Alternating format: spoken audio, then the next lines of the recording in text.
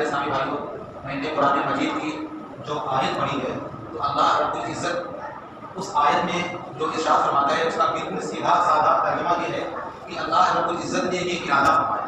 کیا ارادہ فرمایا؟ کہ نبی کے خاندان کے لوگوں کو یعنی اہل بیت کو پلیدگی سے بالکل پاک صاف کر دے اور تطہیرا یعنی بالکل خوب پاک و صاف کر دے. کس کو؟ اہل بیت کو. اہل بیت کہتے ہیں نبی کے خاندان، نبی کے گھر والے کو اہل بیت کہا جاتا ہے. تو اللہ فرماتا ہے کہ میں نے یہ ارادہ فرمایا کہ میں نبی کے خاندان کے لوگوں کو پلیدگی سے بالکل صاف و صاف کر دوں.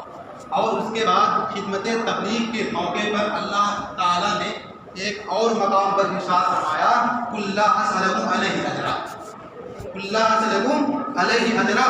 اللہ رب العزت ارشاد فرماتا ہے کہ اے محبوب تم نے جو ہجرت کیا ہے امت کی بقا کے لیے، اپنے دندان مبارک شہید کیے ہیں امت کے لیے، آپ نے جو محنت کی ہے امت کے لیے، اے محبوب میں نے دنیا میں بہت سارے انبیاء کرام کو بھیجا مگر کسی نبی سے میں نے یہ نہیں کہا کہ تم اپنے تبلیغ دین کی اجرت لو. جو تم دنیا میں گئے ہو، جو دین کا کام کر رہے ہو، جو تبلیغ کر رہے ہو، جو محنت و مشقت کر رہے ہو، اس پر تم اپنی امتیوں سے اس پر اجرت لینا، ایسا میں نے کسی نبی سے نہیں کہا. مگر اللہ فرماتا ہے مگر اے مصطفیٰ میں تم سے کہہ رہا ہوں تم اپنی امتیوں سے کہہ دینا کہ میں نے تمہارے لیے ہجرت کیا ہے، میں نے تمہارے لیے دندان مبارک کو شہید کیا ہے، میں نے تمہاری جان سنوارنے میں نے جو اپنی جان کھپائی ہے، میں نے جو محنت و مشقت کی ہے. تو اللہ فرماتا ہے کہ اے محبوب تم اپنی امتیوں سے کہہ دینا کہ میں اس کی تم سے اجرت طلب کرتا ہوں، میں تم سے اس چیز کی اجرت طلب کرتا ہوں. اللہ نے بہت سارے انبیاء کرام کو بھیجا لیکن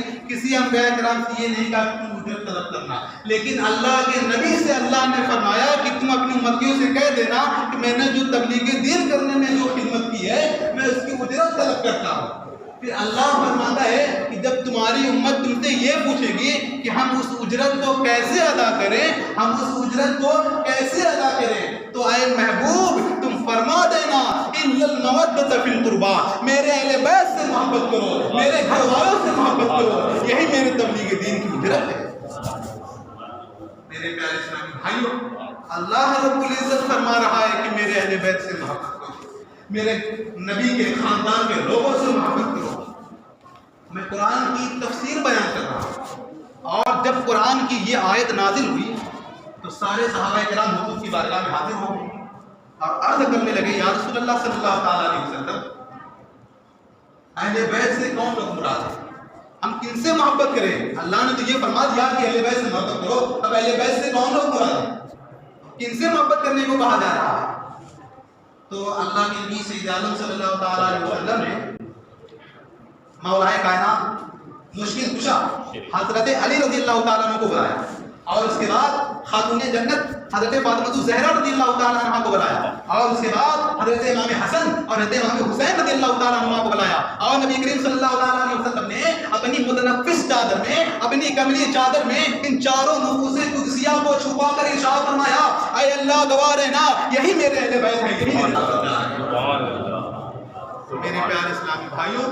یہ چار نفوس قدسیہ حضرت امام حسن، حسین، حضرت علی اور حضرت فاطمہ، اور اس قسم کی مختلف اور روایات ہیں کہ اور بھی اہل بیت میں شامل ہے. میں اس مختلف روایات میں نہیں جاننا چاہتا. تو اس لیے میرے پیارے اسلامی بھائیوں یہ چار نفوس قدسیہ کو اللہ کے نبی نے اللہ کو گواہ بنا کر فرمایا کہ یہی میرے چاروں نفوس قدسیہ ہیں. اس میں حضور صلی اللہ علیہ وسلم بھی شامل ہے اور بعض روایات میں آپ کے ازواج مطہرات بھی شامل ہے، وہ صحابہ کرام بھی شامل ہے. میرے پیارے اسلامی بھائیوں تو پتہ چلا کہ اہل بیت سے محبت کرنا اللہ رب العزت قرآن پاک میں ارشاد فرمایا. اب ہمارے اوپر لازم ہے کہ ہم اہل بیت سے محبت کریں. میرے پیارے اسلامی بھائیوں یہ تو قرآن پاک ہے. اب آئیے ہم حدیث پاک کی طرف چلتے ہیں. حدیث پاک ہمیں کیا بتا رہی ہے؟ قرآن تو یہ بتا رہا ہے کہ اہل بیت سے محبت کرو.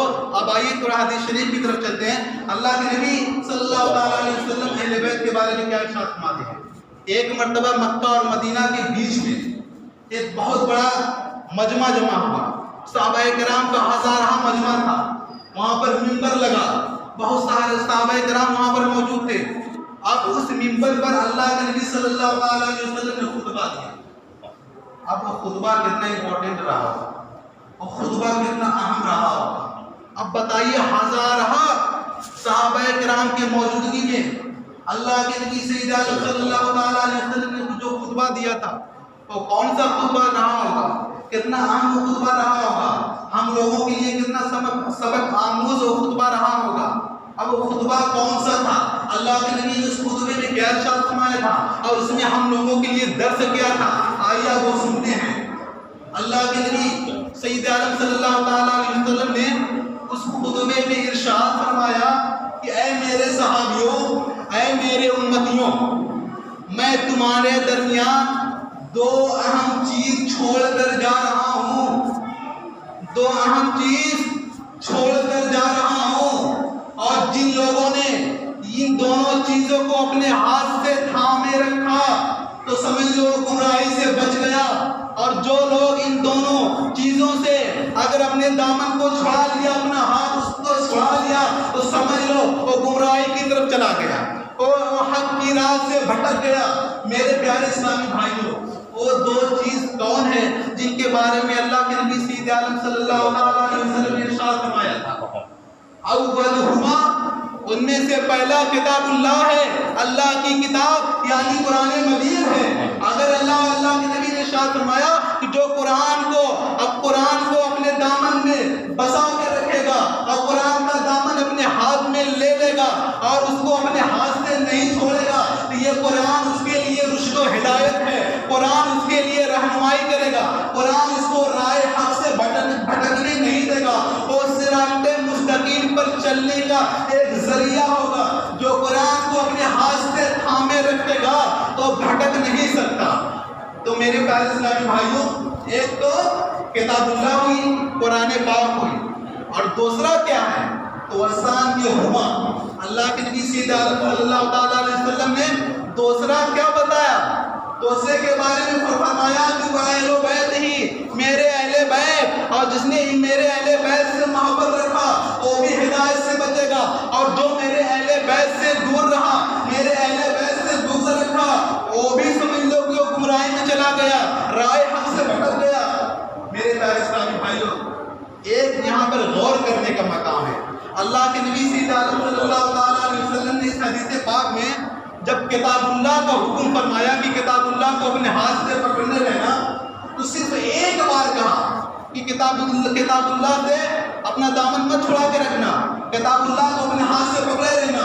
لیکن جب اہل بیت کا تذکرہ کیا جسٹ اسی کے بعد، اسی خطبہ میں قرآن کے بعد جب اہل بیت کا ذکر فرمایا تو اللہ کے نبی نے اس بات کو 3 بار ریپیٹ کیا کہ اللہ، اور اس کے بعد خدا کا واسطہ دے کر اللہ کے نبی نے فرمایا کہ میں تمہیں خدا کا واسطہ دے کر کہتا ہوں کہ میرے اہل بیت کا خیال رکھنا، میں تمہیں خدا کا واسطہ دے کر کہتا ہوں کہ میرے اہل بیت سے محبت کرنا، میں تمہیں خدا کا واسطہ دے کر کہتا ہوں کہ تم میرے اہل بیت سے پیار کرنا۔